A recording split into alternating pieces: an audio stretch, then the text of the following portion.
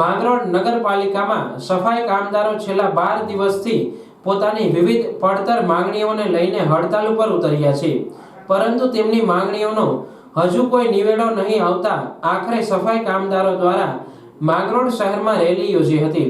અને અમારી માંગે પૂરી કરો નગરપાલિકા હાય હાયના નારા લગાવ્યા હતા। છેલ્લા ઘણા સમયથી માંગરોળ નગરપાલિકા કર્મચારીઓના પગારને લઈ વિવાદોમાં આવી છે। ફરી સફાઈ કામદારોના પગાર અને કોન્ટ્રાક્ટ પદ્ધતિ બંધ કરવા અને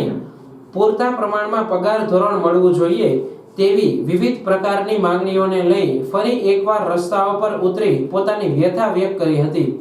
અને જો માંગણી નહીં સ્વીકારાય તો હજુ પણ ઉગ્ર આંદોલન કરવાની ચીમકી ઉચ્ચારી છે।